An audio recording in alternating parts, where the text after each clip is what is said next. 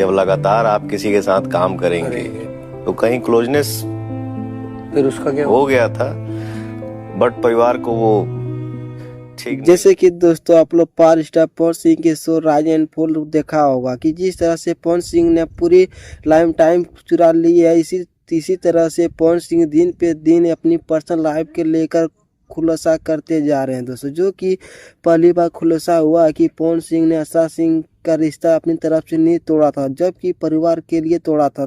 यहाँ पर खुद पवन सिंह कह रहे हैं कि आपने देखा होगा कि कुछ ही दिन पहले अमरपाली ने भी इस बात का इंडक्शन दिया था कि पवन सिंह जब उनकी जयमाला के टाइम उनकी बात हो रही थी शादी के समय, तो भी पवन सिंह ने यह कहा कि फैमिली नहीं चाहती थी, माँ नहीं चाहती थी, माँ की खुशी के लिए किसी और शादी कर रहे। तो या जो पवन सिंह ने हमेशा धोखे पर आरोप लगा रहते हैं दोस्तों कि जिस तरह से आशा सिंह लगातार उन पर आरोप लगाती रहती है, यह बात तो पूरी तरह से क्लियर हो गई दोस्तों। पवन सिंह ने तो यही तो साथ में अमरपाली दुबे ने भी इस बात को क्लियर किया कि पवन सिंह ने अपनी तरफ से यह सब कुछ नहीं तोड़ा था, फैमिली नहीं चाहती थी और पवन सिंह के फैमिली के खिलाफ जाना चाहते थे। यही कारण से पवन सिंह ने अपने ज्योति सिंह से रिश्ते के कहीं से बसाया था। तो दोस्तों जिंदगी बसा तो उसमें बेचारा देखा धक्का धक लग गया दोस्तों। और दोस्तों इस तरफ से मैटर तलाक में चल रहा था और उन्होंने कहा कि मामला तलाक पर चल रहा, तो यह तरफ से क्लियर हो चुका है कि पवन सिंह ज्योति सिंह के साथ भी नहीं रहना चाहते थे। और